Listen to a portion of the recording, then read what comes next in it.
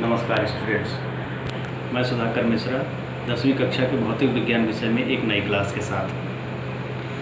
हम लोग मानव नेत्र का चैप्टर पढ़ रहे हैं और पिछली क्लास में मैंने आपको मानव नेत्र के द्वारा प्रतिबिंब किस प्रकार बनता है किरण आरेख के माध्यम से समझाया था।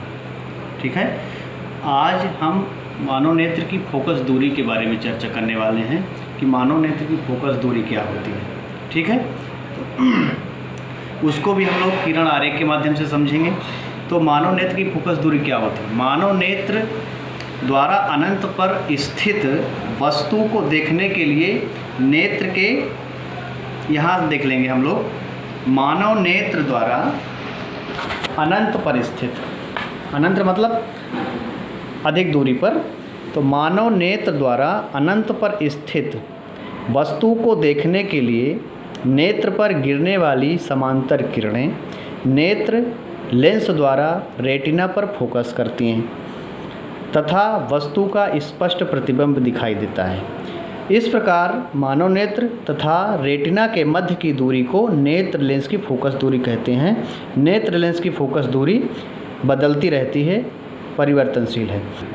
इसको हम चित्र के माध्यम से देखते हैं। यहाँ देखिएगा, ये मानव नेत्र है आपका, और मैंने कहा था कि मानव नेत्र द्वारा अनंत पर स्थित किसी वस्तु को देखने के लिए, तो मानव नेत्र से कुछ दूरी, अनंत दूरी तक हमने एक पॉइंट ले लिया, यहाँ कोई बिंदु ले लिया। अब यहाँ से इस बिंदु को हमें देखना है, तो इस बिंदु से जो चलने वाली प्रकाश की किरणें हैं एक दूसरे के समांतर निकलेंगे। देखिए डायग्राम में दिखाया गया है, ये क्या होंगी, कॉर्निया पर आपतित होंगी, यहाँ से नेत्र लेंस में जाएंगी और यहाँ से रेटिना के एक ही बिंदु पर फोकस होंगे, और इस प्रकार रेटिना पर जो प्रतिबिंब बनता है वो बहुत स्पष्ट बनता है। अब मानव नेत्र की फोकस दूरी की बात की गई है। जब वस्तु अनंत दूरी पर स्थित होगी तो इस स्थिति में मानव नेत्र लेंस और रेटिना के बीच की जो दूरी है, मानव नेत्र और रेटिना के बीच की जो दूरी है उसी को हम फोकस दूरी कहते हैं। कहने का मतलब ये कि जब वस्तु अनंत दूरी पर स्थित है उस समय नेत्र लेंस, ये नेत्र लेंस है और ये रेटिना है, तो नेत्र लेंस और रेटिना के बीच की जो दूरी है उसे ही हम फोकस दूरी कहते हैं। फोकस दूरी परिवर्तित होती रहती, बदलती रहती। अब किस प्रकार से परिवर्तित होगी ये देख लेते हैं हम। देखिए, जो ये पचमाभी मांसपेशियाँ हैं, नेत्र लेंस इसी पर टिका हुआ है, ठीक है ना। तो जब अनंत पर कोई वस्तु स्थित होती है तो जो ये मांसपेशियां हैं वो क्या होती, शिथिल हो जाती हैं, रिलैक्स रहती हैं बिल्कुल, और इस स्थिति में इन पर दबाव, नेत्र लेंस पर दबाव नहीं डालती हैं, और जब दबाव नहीं डालती हैं तो स्पष्ट प्रतिबिंब दिखाई देता है रेटिना पर। लेकिन जैसे जैसे अब हम वस्तु को नेत्र के गोलक के पास ले आएंगे तो क्या होगा, जो मांसपेशियां हैं ये सिकुड़ने लगती हैं, और सिकुड़ने के बाद क्या होता, नेत्र लेंस पर दबाव डालने लगती हैं। दबाव डालने से क्या होता, नेत्र लेंस की जो वक्रता त्रिज्या है, नेत्र लेंस की वक्रता त्रिज्या बढ़ जाती है, और वक्रता त्रिज्या बढ़ने से क्या होता, फोकस दूरी कम हो जाती है। इस प्रकार ये मांसपेशियां नेत्र लेंस को समायोजित करके ऐसा प्रतिबिंब यहाँ पर रेटिना पर बनाते हैं जिससे कि स्पष्ट प्रतिबिंब दिखाई देता है। अगर ये समायोजित ना करें तो क्या होगा, जो ये फोकस होगा वो रेटिना पर ना बन के रेटिना के जस्ट पीछे बनने लगेगा। इस प्रकार प्रतिबिंब स्पष्ट दिखाई नहीं देता है। ठीक है, तो यहाँ दूसरा डायग्राम दिखाया गया है। तो नेत्र, जो पचमाभी मांसपेशियां हैं ये नेत्र लेंस से 25 सेंटीमीटर की दूरी पर लगभग इसको इस प्रकार से समायोजित करती हैं कि स्पष्ट प्रतिबिंब दिखाई देता है। ठीक, तो यहाँ से कुछ पॉइंट देख लीजिए। पचमाभी मांसपेशियों के सिकुड़ने पर नेत्र लेंस की वक्रता त्रिज्या बढ़ जाती। मैंने अभी बताया वक्रता त्रिज्या फोकस दूरी में व्युत्क्रम संबंध होता है, तो वक्रता त्रिज्या बढ़ेगी तो फोकस दूरी कम होगी।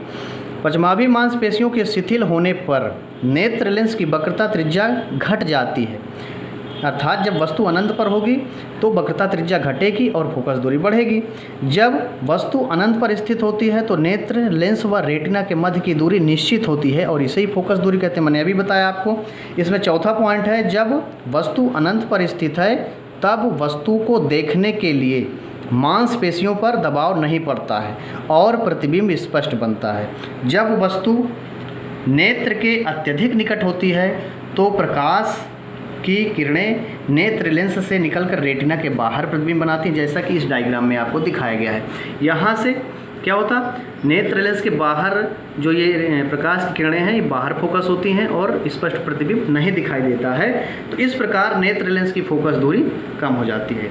यदि नेत्र लेंस से वस्तु को अनंत की ओर बढ़ाएं तो फोकस दूरी बढ़ती है, तथा यदि वस्तु को नेत्र के पास ले जाएं तो फोकस दूरी घटती है। ठीक है, अब ये 4 प्रश्न हैं, ये आप इनके आंसर स्वयं करिएगा। नेत्र लेंस व रेटिना के बीच की दूरी कब फोकस दूरी के बराबर होती है? नेत्र लेंस व रेटिना के मध्य की दूरी जो होती है वो फोकस दूरी के बराबर कब होती है, ये इसका आंसर देना है। नेत्र से वस्तु को कितनी दूर पर रखा जाए कि प्रतिबिंब स्पष्ट बने? मैंने अभी बताया कि स्पष्ट प्रतिबिंब बनने के लिए वस्तु को नेत्र से अनंत दूरी पर स्थित होना चाहिए। इसके बाद मांसपेशियों के सिकुड़ने से नेत्र लेंस की वक्रता त्रिज्या पर क्या प्रभाव पड़ता है? मांसपेशियाँ सिकुड़ेंगी तो क्या होगा, मांसपेशियाँ शिथिल होंगी तो नेत्र लेंस की वक्रता त्रिज्या पर क्या प्रभाव पड़ेगा? जब वस्तु को नेत्र के पास लाते हैं तो वस्तु का प्रतिबिंब कहाँ पर बनता है? जब वस्तु को नेत्र के पास लाते हैं तो वस्तु का प्रतिबिंब कहाँ पर बनता है?